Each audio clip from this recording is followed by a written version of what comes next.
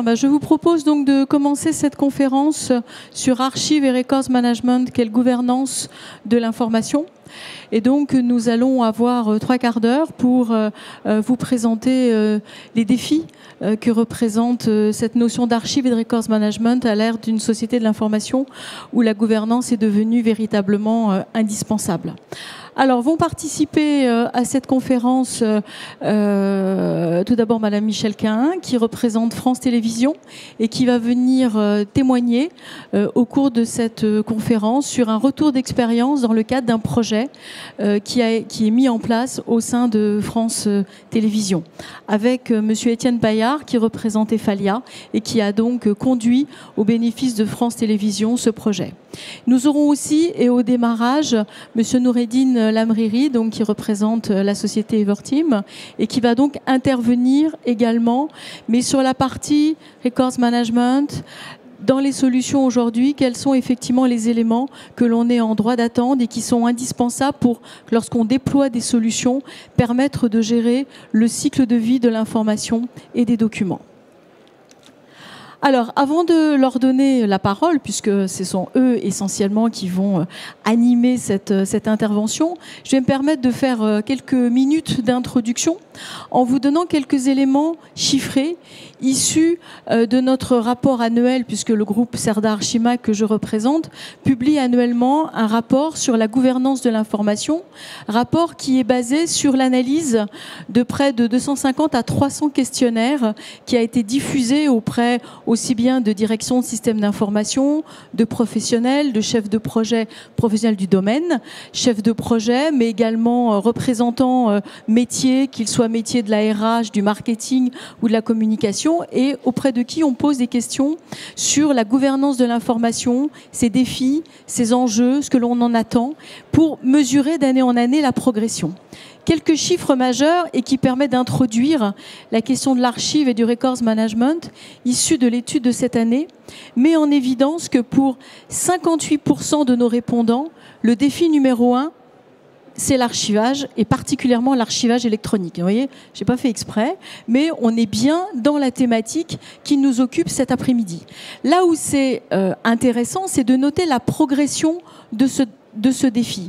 L'année dernière, on était à 42-43%, les années d'avant autour de 40%. Cette année, on arrive à un pic, on va dire, au niveau des répondants, qui pose le problème de l'archivage électronique comme le défi numéro 1 qui est mis en évidence dans le cadre de la gouvernance. Et c'est vrai que derrière cette notion de défi, il y a toute la question du cycle de vie de l'information numérique, toute la définition de l'usage qu'on aura sur un certain nombre de fichiers ou de documents au-delà de périodes d'usage, de consultation régulière, de classement, quel devenir, quelle gestion de la conservation on va avoir sur l'ensemble de ces informations.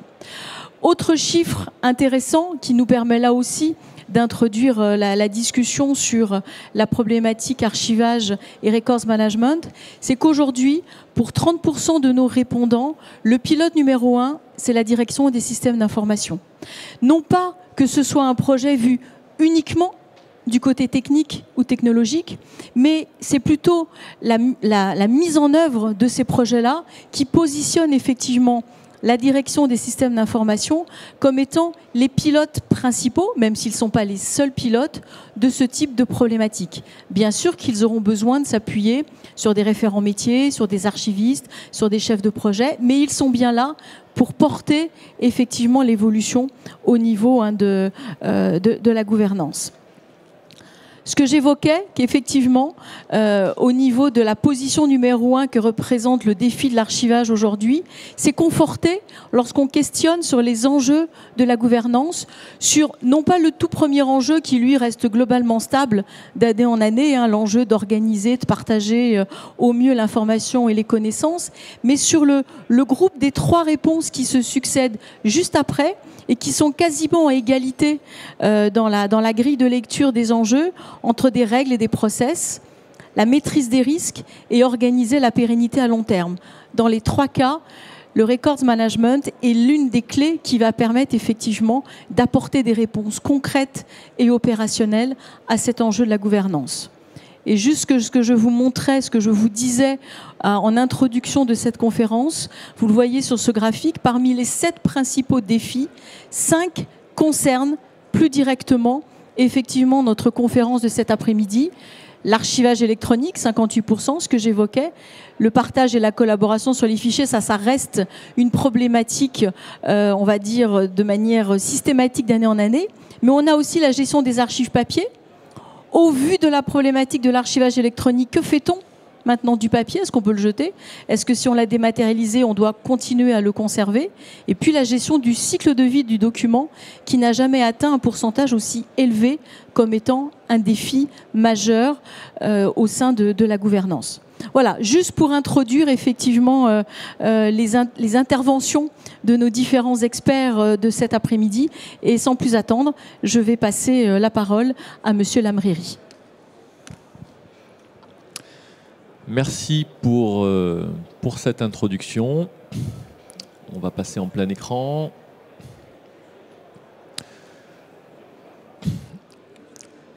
Alors, durant cette intervention, préalable à l'intervention de mes collègues d'Efalia, juste présenter, positionner la gouvernance de l'information telle que le voit et telle que le perçoit une société comme Everteam. Everteam, c'est une société qui existe depuis 25 ans, qui a toujours été dans le domaine de l'archivage, qui intervient très fortement au travers des différents organismes de normalisation clés au niveau du marché, et qui, par son activité, intervient en France, mais également à l'international, notamment au travers des travaux qui sont proposés par les analystes. Le séminaire, aujourd'hui, est d'aborder finalement la définition et le sens que peut avoir le records management, et notamment dans un contexte de gouvernance de l'information.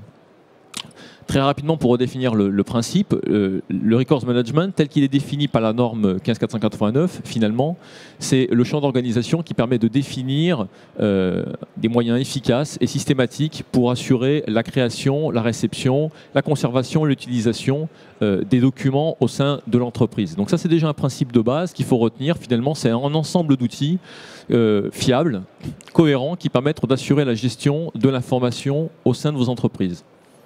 Lorsqu'on dispose de ces outils, va se poser la question de la manière dont ces outils vont être pilotés finalement, de quelle manière le contenu va pouvoir être appréhendé. Et c'est là qu'entre en jeu finalement la notion de gouvernance, avec une autre définition cette fois-ci qui positionne le sens de la notion de gouvernance de l'information, notamment dans un contexte de records management. Alors comment on le définit? Finalement, tel que c'est décrit, on peut trouver ici 2 définitions qui est proposée par le Gartner. Le Gartner positionne la gouvernance de l'information comme étant un ensemble de spécifications, comme un ensemble de recommandations cadres de confiance qui déterminent quel comportement adopter face à du contenu, notamment lorsqu'on veut l'utiliser, le créer, le stocker, l'archiver et bien évidemment à terme le détruire. Et donc ça, c'est un élément extrêmement important, c'est de maîtriser son information et de savoir quel comportement adopter lorsqu'on est confronté à cette information. Une autre définition qui est apportée par l'Information Governance Initiative, qui travaille également autour de ces thématiques. Alors c'est une définition qui est assez proche, mais qui s'intéresse également et qui rajoute la notion d'efficacité et de réduction des risques et des coûts. Donc ça, c'est aussi un point qui est très important. La gouvernance de l'information, c'est une meilleure appréhension finalement de vos contenus, avec à terme, comme résultat, comme objectif, une meilleure maîtrise de votre information et de son devenir au sein de votre organisation. Durant cette présentation, l'objectif, dans le format qui est proposé, c'est d'illustrer finalement de quelle manière ce type de technologie peut avoir un intérêt très concret pour vous au niveau de vos entreprises. Et en l'occurrence, dans le cadre de cette présentation, on va essayer d'illustrer avec une situation très concrète, très pragmatique que vous pouvez avoir au sein de votre entreprise et qui présente une articulation finalement qu'il peut y avoir entre une gouvernance réfléchie et des outils de records management déployés.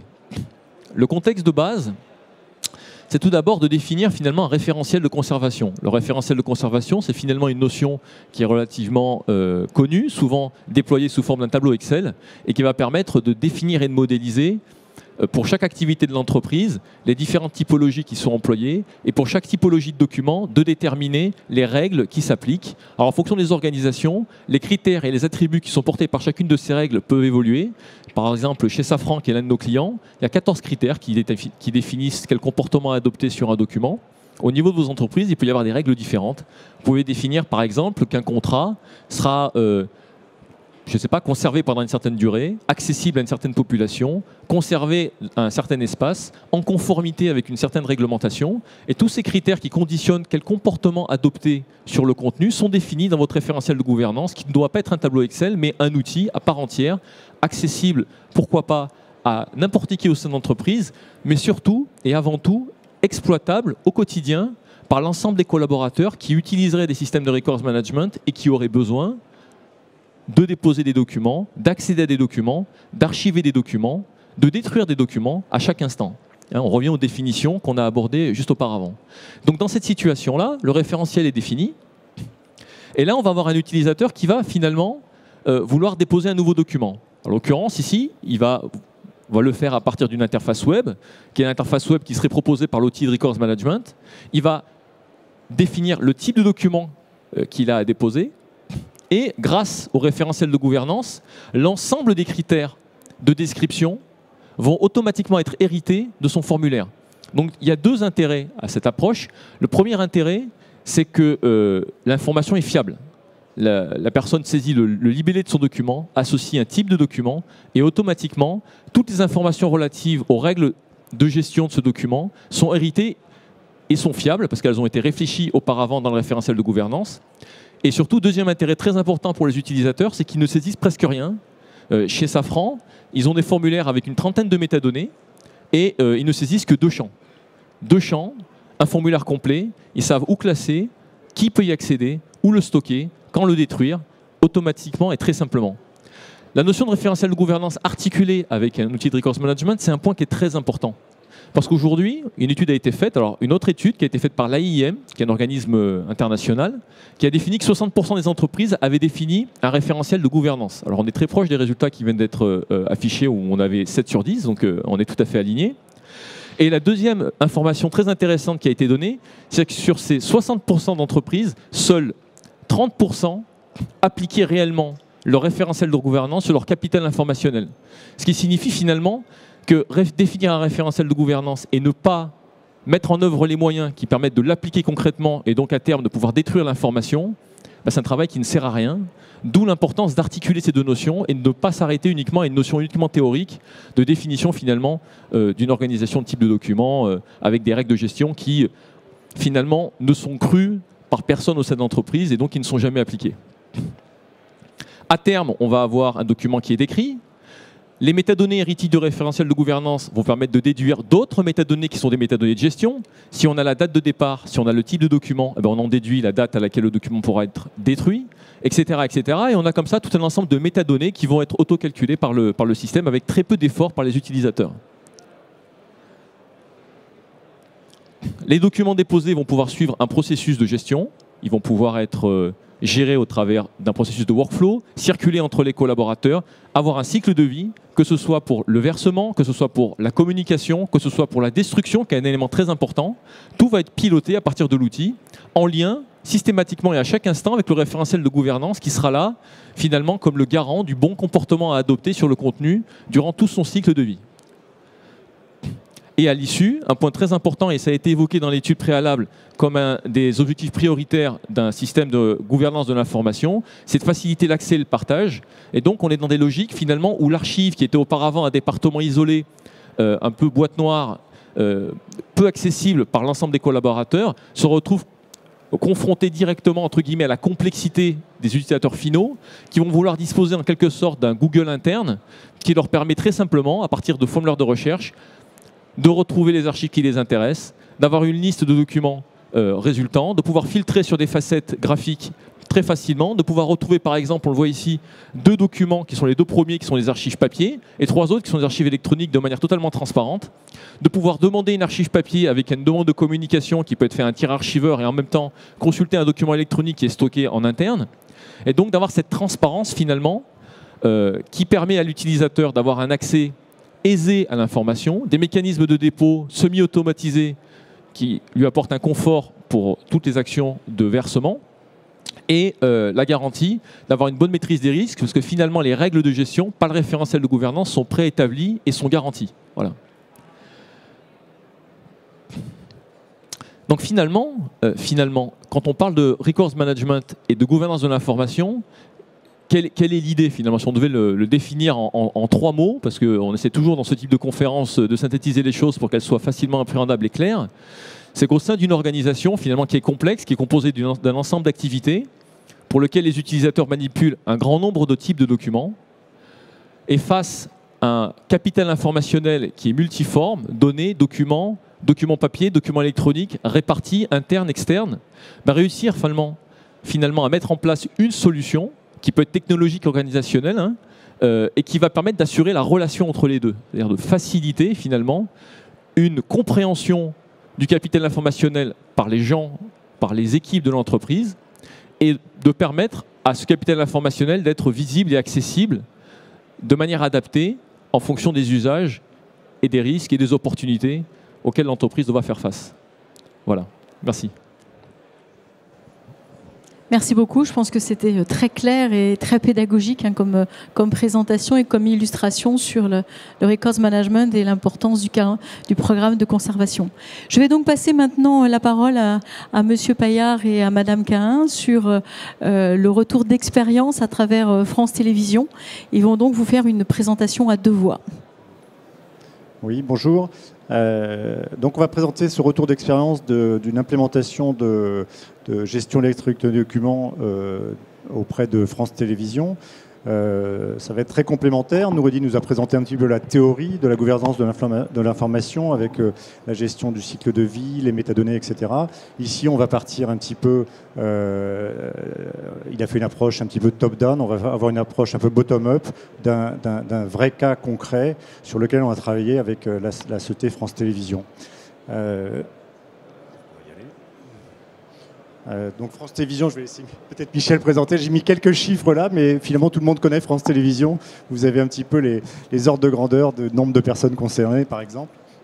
Alors France Télévisions, en effet, il y a 10 000 personnes au sein de France Télévisions, 5 chaînes que vous connaissez tous, 9 réseaux ultramarins, c'est-à-dire RFO, pour vous laisser parler.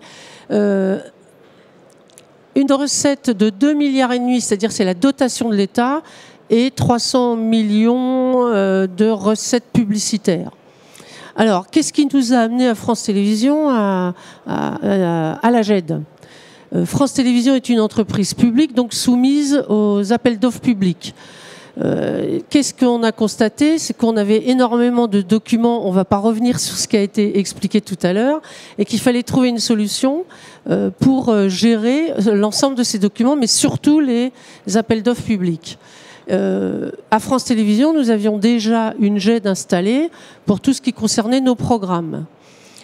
Seulement au programme. Pour la documentation, on s'est retourné vers Efalia pour nous faire des propositions. Et nous avons développé avec eux un outil GED qui comprend évidemment les appels d'offres, qui est un outil qui est beaucoup plus accessible qu'un autre dans la mesure où il est vivant. Vous savez que les appels d'offres sont régis par des réglementations qui changent tout le temps. Donc il faut amender l'armoire et les plans de classement. Que vous dire d'autre? Par quoi on a commencé? Par un groupe de travail au sein de France Télévisions pour réfléchir sur nos besoins réels. Donc on a présenté les enjeux, les avantages de la GED qui vous ont été évoqués tout à l'heure. Ensuite, nous avons créé des groupes de travail et chacun avait une mission bien précise sur le développement de la gestion électronique documentaire. À cela, qu'est-ce qu'il en est sorti? Le développement d'un appel d'offres armoire et d'autres armoires qui ont été développées par la suite et ça continue. La direction des achats hors programme se penche aussi vers un développement de la GED et ils ont pris nos travaux concernant les appels d'offres. Voilà. Si vous avez des questions, je suis à votre disposition. Donc je vais compléter un petit peu par rapport à ces enjeux et c'est ce que Michel a dit. On avait commencé déjà des travaux sur ce que vous appelez les programmes. Finalement, c'était de la gouvernance de l'information sans le dire. C'était des documents avec un caractère confidentiel très important, dont la nécessité d'une gestion rigoureuse était apparue, et donc une première utilisation de multigestes avec les métadonnées, le cycle de vie, etc., etc. Et puis, ça a bien marché, ça a été étendu de plus en plus dans l'organisation, de chaîne en chaîne, on va dire, et puis, à un moment, un élargissement vers les appels d'offres, ce que j'appellerais les procédures administratives qui sont soumises évidemment à une nécessité de gouvernance au moins aussi importante que les programmes. Alors pourquoi le produit a été retenu? Multigest, c'est une jet qui est effectivement en accès web, un peu comme on a vu avec Everteam. Donc ça c'est important pour un déploiement simple, surtout pour une organisation compliquée, ou en tout cas multisite comme France Télévisions. Les interfaces ont été travaillées pour être le plus simple possible, donc une appropriation accélérée pour des utilisateurs éventuellement non informaticiens. Évidemment, une gestion, donc une gouvernance de l'information normalisée et qui permet effectivement d'être en accord avec tout ce qui est normatif dans ce domaine-là. Et puis un moteur de workflow intégré. Donc ça, c'était les éléments importants par rapport aux exigences de France Télévisions. Voilà. Voilà, je ne sais pas si vous voulez.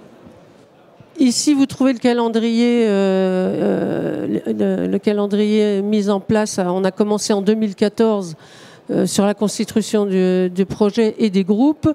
Et vous voyez le suivi jusqu'à peu près la formation des personnels à la GED. Évidemment, la GED est un nouvel outil. Il a fallu convaincre. Donc, on a fait aussi des conférences avec le personnel en leur présentant l'outil et l'avantage de l'outil par rapport à leurs conditions de travail qui allaient évidemment être aménagées, surtout en matière de documentation administrative qui est de plus en plus abondante, que ce soit par mail, etc., etc.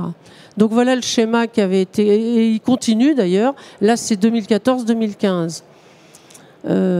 Cette année, nous développons d'autres armoires et nous utiliserons les mêmes méthodes de travail, à savoir impliquer le personnel et solliciter des gens dans des ateliers de groupes de travail. C'est très, très formateur pour eux et très intéressant pour nous puisque c'est eux qui sont au cœur des métiers.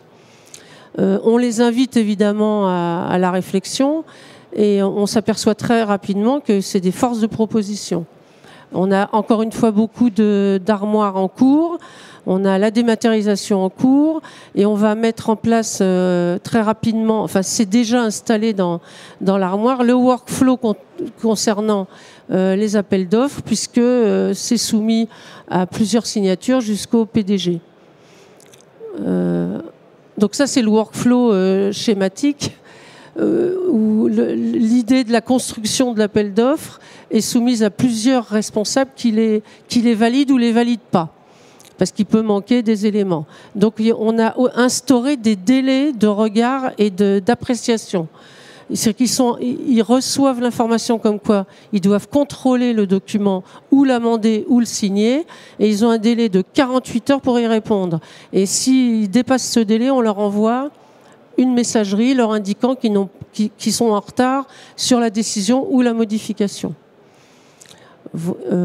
Ensuite, c'est tout. Merci. Merci beaucoup pour ce second témoignage. Alors, on va peut-être commencer maintenant la séance de questions. Si vous avez les uns ou les autres par rapport à ces deux témoignages et deux illustrations très concrètes des problématiques de records management, est-ce que vous avez des questions ? Alors, c'est toujours la première question que c'est compliqué. Alors, c'est moi qui vais la poser. J'avais envie de vous demander, Monsieur Lamriri, derrière un programme de conservation, de calendrier de conservation, comme celui qui était présenté à travers l'exemple cité dans le cadre de la solution d'Everteam, quel type d'administration on a derrière? L'administrateur, c'est un archiviste, c'est une autre personne? Comment ça fonctionne à ce niveau-là? C'est une administration qui est entièrement en métier. Hein. Il y a pas de, déjà, il n'y a aucun profil technique qui intervient sur cette partie administration. Dans beaucoup de cas, elle est entièrement gérée finalement par le Records Manager désigné pour assurer cette fonction.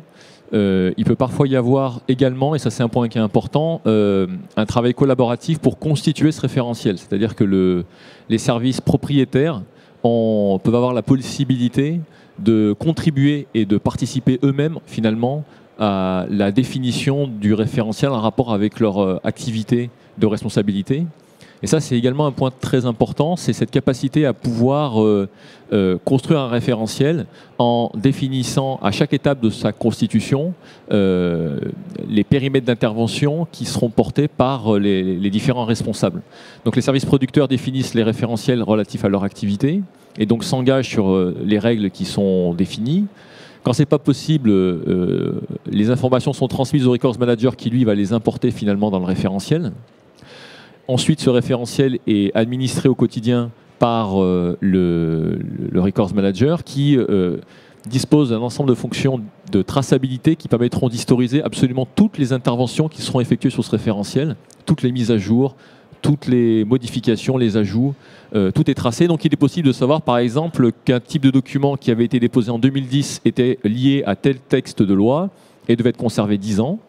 Et qu'un autre document de 2015 lui a une conservation qui est plus longue parce que le texte de loi qui s'appliquait contextuellement sur ce type de document à cet instant-là était différent.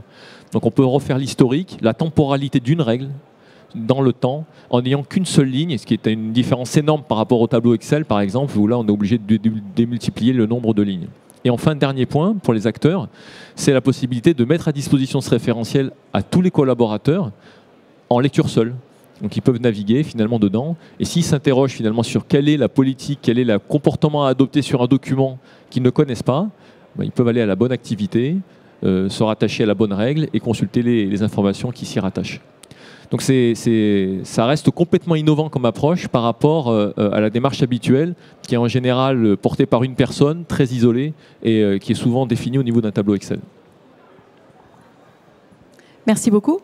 Y a-t-il des questions ? Est-ce moi qui vais poser la seconde question ?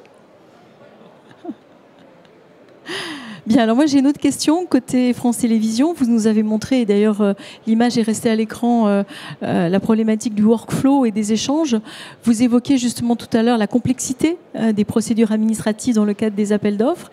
Est-ce qu'à travers ce travail d'élaboration et de GED, ça a nécessité pour les utilisateurs, les usagers, non seulement de changements de pratique, de comportement, ce que vous évoquiez, mais aussi peut-être de mieux prendre en compte certaines contraintes qui étaient liées à l'élaboration d'un appel d'offres, la procédure de délai, voilà, des signatures d'approbation qui peut-être étaient moins formalisées, donc peut-être moins maîtrisées dans un temps premier ? Oui, évidemment, ça répond à l'ensemble de ces questions, d'où les délais. Jusqu'au PDG, on a mis des délais. Parce que nous sommes soumis à une réglementation et surtout à des délais, puisque les appels d'offres, une fois qu'ils sont terminés, on les met sur une plateforme ouverte à l'ensemble des entreprises. Et là aussi, on a des délais. Donc on a voulu surtout améliorer le circuit avant, au moment de l'élaboration de ces appels d'offres qui sont compliqués, lourds. Et quand il y a un besoin, on détermine un délai pour avoir la solution et l'entreprise qui va répondre. Et non seulement ils se l'approprient, mais ils sont ravis de l'avoir parce que ça oblige tout le monde à s'impliquer et à répondre ou à la question, ou à une signature, ou à un service fait, ou à une anomalie détectée dans un document et à le modifier, puisque la GED permet aussi de rentrer dans le document et de le modifier et de le renvoyer modifié. Voilà. Merci beaucoup. D'autres éléments ? J'avais envie de rebondir sur une remarque que faisait tout à l'heure Monsieur Lamriri sur la complexité de mettre en application des référentiels de conservation qui parfois sont élaborés mais ne sont pas nécessairement introduits dans des systèmes de gestion électronique de documents tels que celui qu'évoquait le retour de France Télévisions. Parmi vous tous, est-ce que si vous avez des calendriers de conservation, est-ce qu'ils sont déjà implantés ou en cours d'implantation dans des systèmes électroniques ou pas? Ceux qui ont déjà implanté, est-ce que vous pouvez lever la main? Alors ça correspond tout à fait à ce que vous disiez, il y a encore de quoi faire. C'est vrai que souvent les référentiels de conservation, on a souvent eu tendance à les penser sur des processus papier, avec des fonds documentaires papier, et qu'aujourd'hui, l'une des grandes difficultés, c'est de les transformer en des référentiels plus larges, mais plus complets, plus proches des utilisateurs aussi, et donc de les intégrer dans des systèmes documentaires plus électroniques, bureautiques et plus électroniques. Donc visiblement, c'est un défi que nous allons tous relever ensemble, si j'en juge par la non-levée de main de cette salle. Ah si, il y a une question en bout de salle.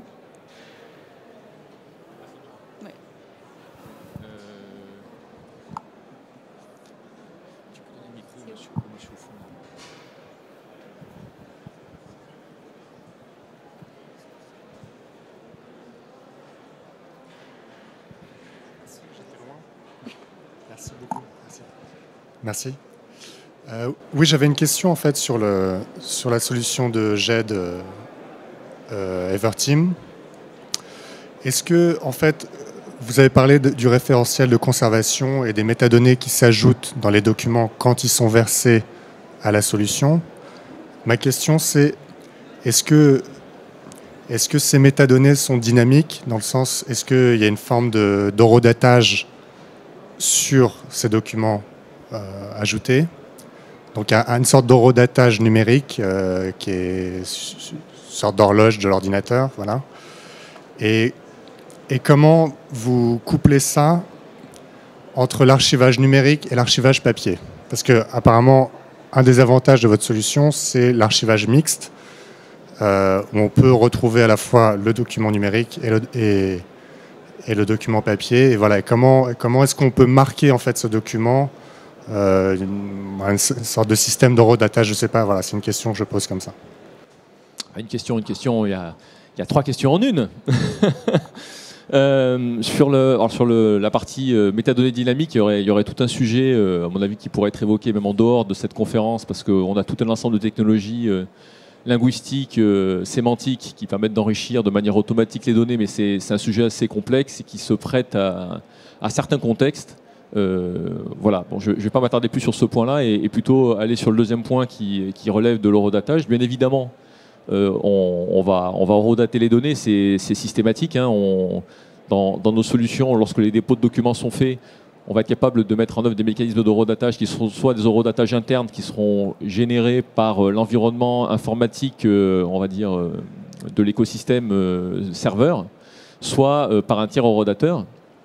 Et on va assurer la prise en charge de cet horodatage au niveau des documents déposés, mais également au niveau de toutes les ressources périphériques, comme par exemple les traces, qui seront également horodatées, comme les actions de dépôt de fichiers qui seront horodatées, enfin tout un ensemble. L'horodatage est utilisé à de multiples points d'outils.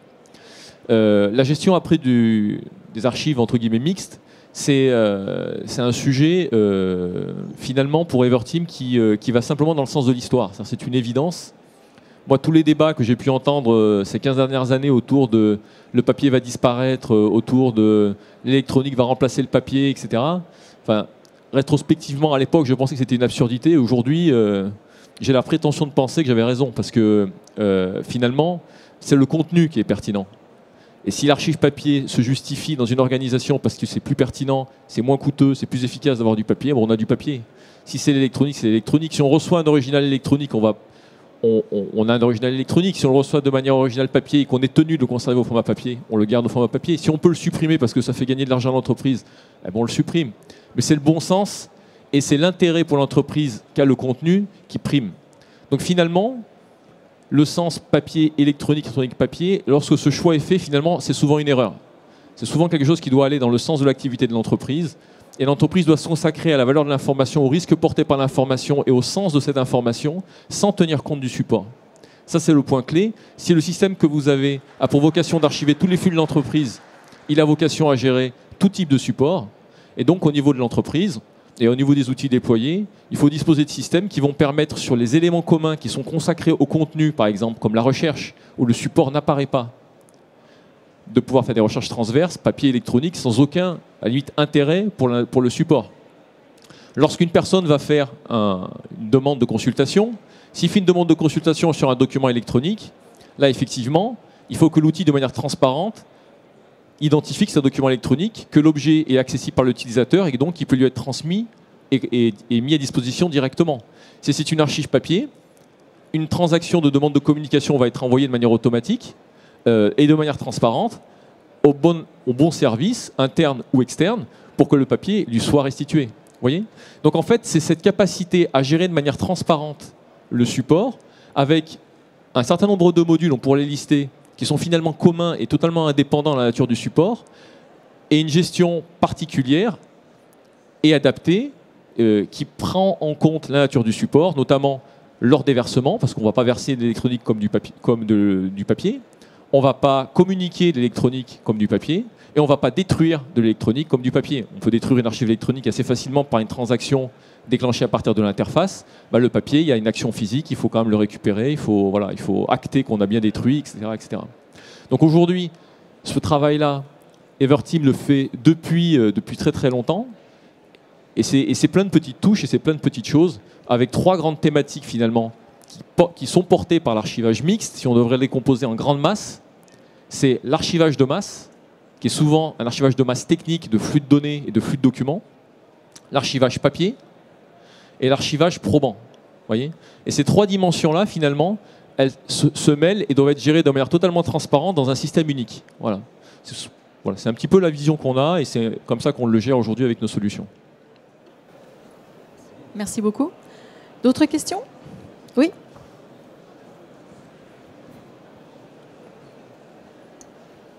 Merci.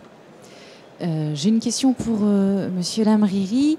Vous parlez donc des durées légales de conservation, quel que soit le support, électronique ou papier. J'imagine qu'on s'appuie sur une certaine législation, or essentiellement de la législation française. Quid pour un groupe comme Safran des législations internationales? Comment savoir les données de conservation à niveau international et ensuite comment les mettre à jour en fonction de l'évolution de la durée légale de ces conservations françaises, européennes, internationales? Merci. Merci. Alors c'est un vrai sujet. J'ai parlé tout à l'heure du référentiel de gouvernance et de la nécessité de le gérer sur l'axe de la temporalité. Ça, c'est un des axes. Après, effectivement, il y a un autre axe qui est l'axe géographique. Et le principe qui est mis en place, c'est finalement au niveau du référentiel de gouvernance de gérer la notion, entre guillemets, de sous-référentiel. Donc vous êtes capable, finalement, au sein de votre référentiel, de créer des îlots qui vont être des îlots que vous allez identifier, qui seront par exemple par territoire, par domaine d'activité. Vous êtes une entreprise qui intervient dans le monde entier, dans le domaine de la construction, de l'aéronautique, de la haute technologie. Et finalement, les pays ont des législations particulières, les domaines d'activité ont des législations particulières, et donc vous êtes capable quelque part de segmenter votre référentiel de conservation par îlot d'activité ou de domaine géographique. Il y a d'autres logiques de regroupement qui peuvent exister. Dès que vous avez défini ça, ensuite, les filiales qui vont avoir besoin d'utiliser une partie de votre référentiel vont en quelque sorte s'abonner aux îlots qui sont relatifs à leur activité. Si moi j'interviens au Maroc et en France dans le domaine de l'aéronautique, je vais prendre ces 3 pools finalement de référentiels et je vais instancier un seul référentiel chez moi qui sera la composante de ces 3 sous-référentiels. Tous les textes de loi qui sont relatifs, toute la veille réglementaire qui aura été faite en amont va m'être associée. Je vais profiter de tout ce travail. Je vais pouvoir ajuster ce référentiel et le réorganiser pour qu'il soit cohérent de manière monolithique pour mon organisation. Supprimer des règles, changer des libellés, faire des traductions, prolonger des durées. J'aurai cette liberté-là si j'en ai le droit. Et ensuite, ce référentiel-là est en quelque sorte local et systématiquement lié avec le référentiel de référence. Ça veut dire quoi? Ça veut dire que si jamais la législation change, elle est modifiée au niveau d'un des îlots, et automatiquement, toutes les filiales qui se sont abonnées, par exemple, au référentiel aéronautique, vont être informées de l'évolution d'une règle pour ce référentiel. Si un nouveau texte de loi apparaît, on fait la modification une seule fois et les 50 filiales associées sont dynamiquement informées de cette mise à jour. Donc cette dimension qu'on appelle analyse d'impact au niveau d'un référentiel de gouvernance permet finalement d'avoir une relation bidirectionnelle du local au global et de gagner du temps lorsqu'il y a des changements de législation, lorsqu'il y a des fusions-acquisitions, lorsqu'il y a voilà, toutes les activités qu'on peut imaginer demain dans une entreprise. Merci. J'ai juste complété sur ce que vient de dire M. Lamriri pour dire que dans certains cas, pour connaître aussi cette problématique, vous pouvez avoir un pays une entreprise qui a une dimension comme Safran, qui signe des accords d'implantation dans différents pays. À l'intérieur de l'accord signé, il peut y avoir une mention sur quelle législation appliquer dans le cadre de la conservation ou pas des archives. Donc c'est vrai qu'en règle générale, ça veut dire que sur le Records Manager ou l'administrateur du système, il a non seulement un regard fort sur la réglementation, les textes, les décrets, les codes civils, les arrêtés, mais également sur, on va dire, la réglementation de son entreprise et particulièrement sur des accords, des conventions bilatérales ou plus qui ont pu être passées dans le cadre d'implantation sur des pays où la législation de conservation n'est pas la même, où la durée de conservation ou aussi la localisation. Dans certains cas, vous devez conserver sur le territoire les documents papier ou les documents électroniques. Et là, si vous êtes en SaaS ou en cloud, ça peut être aussi un vaste sujet. Voilà. D'autres questions ?